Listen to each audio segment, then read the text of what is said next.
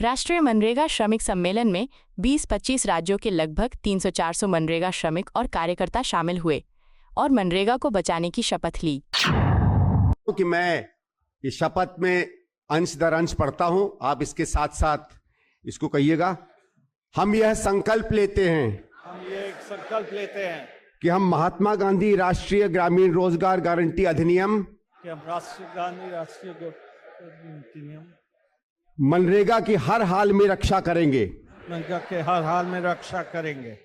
हम यह प्रतिज्ञा करते हैं कि ग्रामीण मजदूर के सम्मान, रोजगार मजदूरी और समय पर भुगतान के अधिकार के लिए एकजुट होकर संघर्ष करेंगे। हम मांग आधारित रोजगार और ग्राम सभा के अधिकार की रक्षा करेंगे। संविधान और लोकतंत्र पर भरोसा रखते हुए हम शपथ लेते हैं कि हम मनरेगा वापस लाएंगे और लोगों के काम के अधिकार और न्यूनतम आय के अधिकार को सशक्त रूप में बहाल करेंगे। जय संविधान, जय हिंद। कांग्रेस नेता संदीप दीक्षित ने कहा, पिछले कुछ महीने में मोदी सरकार ने मनरेगा जैसी ऐतिहासिक योजना को कमजोर करने का काम किया है। ऐसे में देश के वे मजदूर किसान जो मनरेगा से अपना घर चलाते थे आंदोलित हो गए हैं, आक्रोशित हैं। वे समझ गए हैं कि उनका अधिकार छीना जा रहा है। ऐसे में भारतीय राष्ट्रीय कांग्रेस और रचनात्मक कांग्रेस मजदूरों के अधिकारों को बचाने के लिए उनके साथ खड़ी है। आज कांग्रेस अध्यक्ष श्री मल्लिकार्जुन खड़गे और नेता विपक्ष श्री राहुल गांधी के साथ देश से सैकड़ों की संख्या में कार्यकर्ता और मनरेगा यूनियन के नेता जवाहर भवन आ रहे हैं। यहां हम सार्थक संवाद कर मनरेगा को बचाने की रणनीति तय करेंगे। पिछले करीबन 1 महीने से जो एक ऐसा कार्यक्रम जिसको हम MG नरेगा का कार्यक्रम कहा करते थे, जो इस देश का एक क्रांतिकारी अधिकार देने का कार्यक्रम था, जहां सरकार ने अपने नागरिकों को यह अधिकार दिया था कि वो जब चाहे काम ले सकती है, अपनी बेरोजगारी, अपनी गरीबी, अपनी जरूरतों को पूरी करने के लिए। उसको जैसे एक पंगु बनाया है और कमजोर किया है मोदी सरकार ने। पूरे देश का जो एक समझ लीजिए मजदूर है, खेतीहर मजदूर है, छोटा किसान है, जिसने मनरेगा से अपने घरों को चलाया है, अपनी बिजनेस को चलाया है, वो आंदोलित सा हो गया है। उसमें एक आक्रोश है।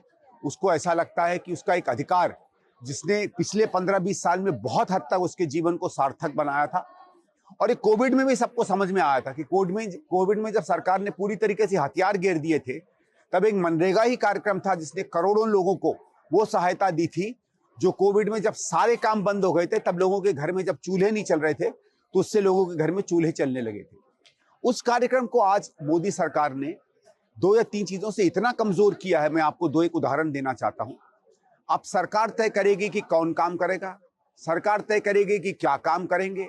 मतलब गांव की विशेषताएं जो पहले पूरी होती थी, इंसान आगे बढ़कर अपनी ग्राम सभा में बताता था कि उसकी और उसके समाज की क्या जरूरतें हैं, उस सबको दरकिनार करके एक तानाशाही सरकार की तरीके से हमारी सिर्फ भारत सरकार, प्रधानमंत्री, उनका दफ्तर अगर तय करेगा, तो इसके अंदर जो लोकतांत्रिक मूल थे, लोगों के अधिकार के जो मूल थे मनरेगा के, उसको बिल्कुल समाप्त करके एक सरकार की तरफ से दान पुण्य वाली स्कीम इसको बना दिया है। सीधे सीधे मोदी जानते थे कि मनरेगा में लोग जिसको अधिकार समझते हैं, वो अगर हम लोगों को दान पुण्य की तरह देंगे तो उसका चुनाव में उसका असर होगा। तो अपनी चुनावी जरूरतों को पूरी करने के लिए एक क्रांतिकारी एक्ट को इन्होंने बदलकर एक कार्यक्रम में तब्दील कर दिया है। और जब हिंदुस्तान का सारा मजदूर आंदोलित हुआ, तो रचनात्मक कांग्रेस इसके साथ खड़ी हुई। भारतीय राष्ट्रीय कांग्रेस जो ये कानून लाई थी, वो इसके साथ खड़ी हुई है। और तमाम ऐसे दल हिंदुस्तान में जो जनहित के हैं, जनोन्मुखी हैं, समाजवादी सोच के भी हैं, देश के हित की सोच के हैं, वो सब इसके साथ आके खड़े हुए हैं। आज पूरे हिंदुस्तान से 200, 250, 300 से ऊपर कार्यकर्ता, मनरेगा यूनियन के नेता, ऐसे लोग जो समाज में लोगों के साथ काम करते रहे, उन सब का एक जमावड़ा हुआ है। वो यहाँ आए हैं। हमारे कांग्रेस के भी नेता आदरणीय राहुल जी और खड़गे जी आएंगे और लोगों से संवाद करेंगे और आगे संघर्ष की रणनीति को हम यहां से फिर और सुदृढ़ रूप से बनाकर आगे इसको क्रियान्वित करेंगे। राहुल गांधी ने राष्ट्रीय मनरेगा श्रमिक सम्मेलन में कहा, मनरेगा ने गरीबों को अधिकार दिया था। इसके पीछे की सोच थी कि जिसे भी काम की जरूरत हो वो सम्मान के साथ काम मांग सके। वहीं मनरेगा को पंचायती राज के तहत चलाया जाता था। मनरेगा में लोगों की आवाज थी, उनका अधिकार था, जिसे नरेंद्र मोदी खत्म करने में लगे हैं। इससे पहले मोदी सरकार किसानों के खिलाफ काले कानून लेकर आई थी, जिसे किसानों ने रोक दिया। जो अन्याय किसानों के साथ किया गया था वही अब मजदूरों के साथ किया जा रहा है। उन्होंने कहा, कुछ साल पहले बीजेपी ने 3 काले कृषि कानून लाकर किसानों पर आक्रमण किया था, लेकिन किसानों और हम सब ने नरेंद्र मोदी पर दबाव डालकर उसे रोक दिया। अब उसी तरह का हमला मजदूरों पर करने की कोशिश हो रही है। दिल्ली की केंद्र सरकार निर्णय लेगी कि किस राज्य को कितना पैसा भेजा जाएगा। बीजेपी शासित राज्य में ज्यादा पैसा जाएगा और विपक्ष शासित राज्य में कम पैसा जाएगा। केंद्र सरकार ही तय करेगी कि कब कहाँ काम होगा, किसको कितनी मजदूरी मिलेगी। जो अधिकार मजदूरों को मिलते थे अब वो ठेकेदारों को मिलेंगे। बीजेपी की विचारधारा है कि देश का धन संपत्ति चुने हुए हाथों में हो और वही लोग इस देश को चलाएं। बीजेपी चाहती है कि देश का पूरा धन अमीरों के हाथ में चला जाए ताकि गरीब, दलित और आदिवासी लोग उन पर निर्भर हो जाएं और उनकी बात मानें। मनरेगा का कॉन्सेप्ट गरीबों को अधिकार देने का कॉन्सेप्ट था। सोच ये थी कि हिंदुस्तान में जिसको भी काम की जरूरत हो वो डिमांड करके रिस्पेक्ट से उसे काम मिले। ये मनरेगा का कॉन्सेप्ट था। इसमें दूसरी बात थी कि ये थर्ड टियर ऑफ गवर्नमेंट जो हमारा है, पंचायती राज का जो सिस्टम है, उसके माध्यम से ये योजना चलाई जाए।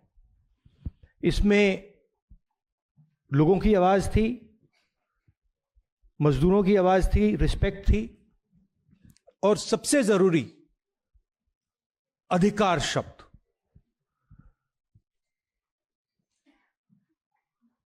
हर गरीब व्यक्ति को इस योजना ने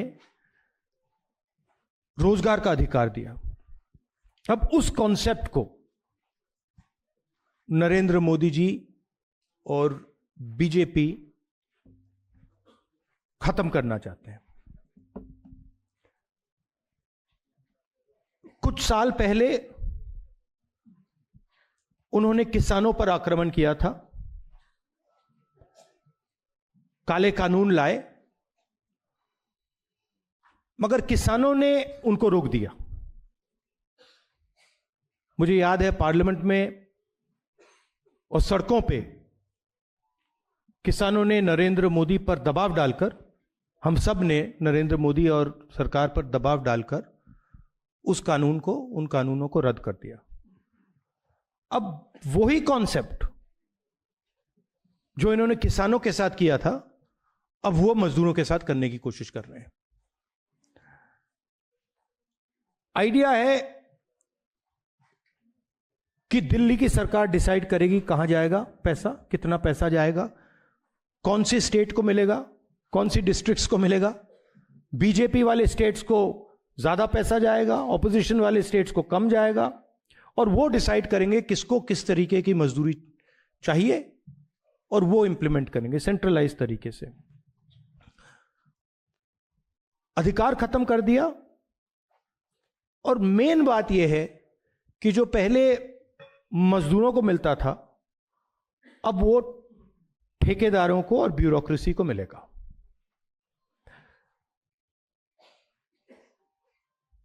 सारी की सारी योजनाएं जो बीजेपी की हैं, इनका लक्ष्य इसी लाइन पे होता है।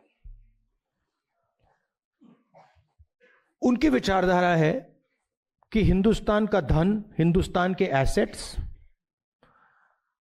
चुने हुए लोगों के हाथ में हो, वो डिसाइड करें, वो देश को चलाएं, पूरा का पूरा धन उनके हाथों में चला जाए और गरीब लोग जो हैं, और उसमें ज्यादातर हमारे दलित, आदिवासी, ओबीसी, इस वर्ग के लोग हैं, ये अमीरों पर, अदानी अंबानी जैसे लोगों पर फुली डिपेंडेंट हो जाए और इनकी बात माने, और अगर नहीं माने तो भूखे मर जाए। ये इनका हिंदुस्तान का मॉडल है।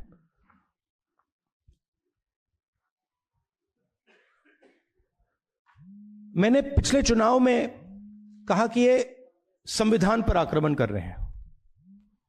किसान बिल संविधान पर आक्रमण था, नोटबंदी, गलत जीएसटी, और अब ये, इसका नए लॉ का नाम क्या है, मैं नाम ही नहीं जानता इसका, क्या है, ग्राम जी क्या है, ग्राम जी पता नहीं क्या,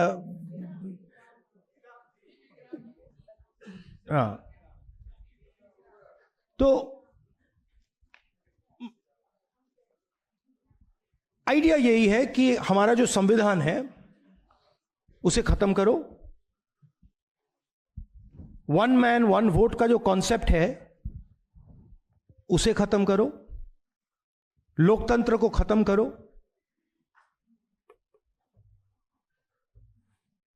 और जो आजादी से पहले हिंदुस्तान था, जहां पे एक व्यक्ति, राजा महाराजा, एक व्यक्ति पूरा डिसाइड करता था, सारे के सारे एसेट्स उनके हाथ में हुआ करते थे, और जो भी वो करना चाहते थे वो करते थे, वैसा हिंदुस्तान वो फिर से लाना चाहते हैं।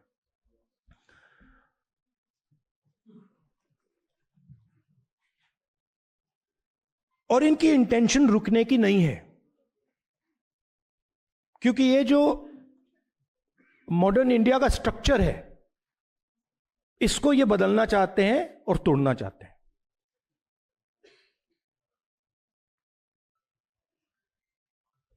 एक ही तरीका है इनको रोकने का, और मजदूरों को किसानों ने रास्ता दिखाया है। अगर हम सब एक साथ मिलकर खड़े हो जाएंगे, मैं आपको बता रहा हूं ये डरपोक लोग हैं, मैं अब इनको बहुत अच्छी तरह जानता हूं, ये डरपोक लोग हैं। अगर आप सब, हम सब एक साथ खड़े हो जाएंगे,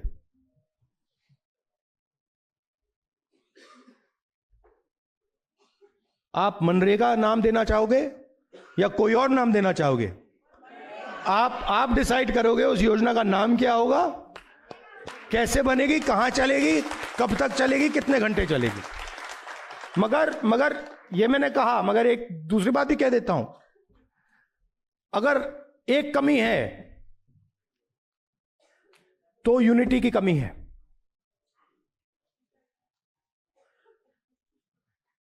एक साथ गरीब लोग खड़े नहीं होते, अब होना पड़ेगा, और यह एक बहुत बड़ा मौका है। मनरेगा का जो आंदोलन है, यह बहुत बड़ा मौका है कि हिंदुस्तान के सारे गरीब लोग जो आइडिया ऑफ इंडिया के कॉन्सेप्ट में बिलीव करते हैं, कॉन्स्टिट्यूशन में बिलीव करते हैं, लोकतंत्र में बिलीव करते हैं, कि हम अगर एक साथ खड़े हो जाएंगे,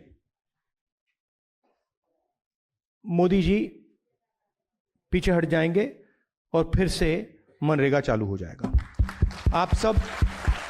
आप दूर दूर से आए, दिल से आपका धन्यवाद करना चाहता हूं। और जो संदीप ने कहा, जहां भी कांग्रेस पार्टी देश के मजदूरों के साथ खड़ी हो सकती है, वहां आपको कांग्रेस पार्टी खड़ी हुई मिलेगी। मल्लिकार्जुन खड़गे ने राष्ट्रीय मनरेगा श्रमिक सम्मेलन में कहा, मनरेगा बचाने की लड़ाई बहुत लंबी है। हम इस लड़ाई को एक जगह पर बैठकर या नारे लगाकर नहीं लड़ सकते। जब तक सरकार नए कानून को वापस नहीं लेगी और मनरेगा को फिर से बहाल नहीं करेगी तब तक हम लड़ते रहेंगे। हमने महात्मा गांधी जी के नाम से मनरेगा शुरू किया था, लेकिन ये सरकार इसे तबाह करने पर तुली है। मनरेगा को खत्म कर सरकार ने ग्रामीण भारत के गरीबों कमजोर तबकों पर हमला किया है, जिसका देश भर में विरोध हो रहा है।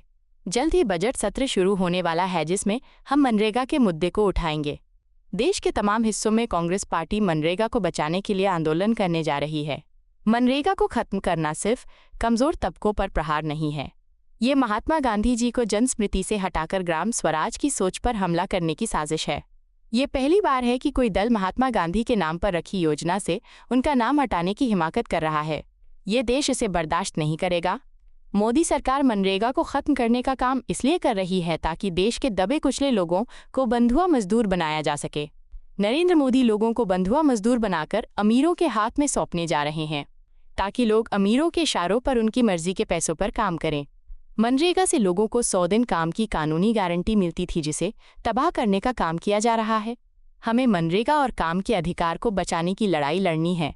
आधार और डिजिटल अटेंडेंस लाकर लाखों मजदूरों को मनरेगा से बाहर कर दिया गया है। मोदी सरकार कभी SIR के जरिए हमारी विचारधारा को खत्म करने की कोशिश करती है तो कभी मजदूरों के अधिकारों को छीनने का काम करती है। नरेंद्र मोदी दुनिया की सबसे बड़ी रोजगार योजना को खत्म करने पर तुले हैं। ये इतनी बड़ी लंबी लड़ाई है, जब तक नया कानून को वो वापस नहीं लेते, मनरेगा जैसे के वैसा नहीं रखते, तब तक हम लड़ते रहेंगे। देश के तमाम हिस्सों में कांग्रेस पार्टी गांव स्तर पर इस गंभीर मुद्दे को आंदोलन के रूप में लेकर जा रही है। जिन्होंने गांधी जी की हत्या की वो अब RSS के शताब्दी वर्ष में उनका नामो निशान मिटाने का साजिश कर रही है। अगर आपके पास पैसा नहीं है, अगर आपके हाथ से पैसा छीन लेंगे, आपकी मजदूरी अगर वो ले लेंगे, तो आप फिर से गुलामी के अंदर जाएंगे। यही वो चाहते हैं। आपको यह वीडियो पसंद आया हो तो इसे लाइक करें, हमारे चैनल को सब्सक्राइब करें।